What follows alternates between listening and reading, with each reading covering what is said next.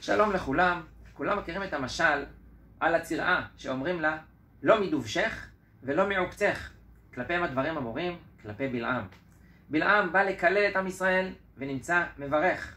הקדוש ברוך הוא שם את הברכות בפיו, וכמה מדויק המשל לנמשל.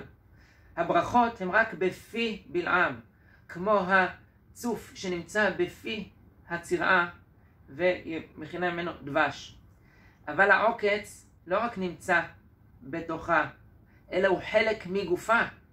כך בלעם, הקללות הם חלק מעצם מהותו. ואומרים לו בלעם, לא תצליח. למה?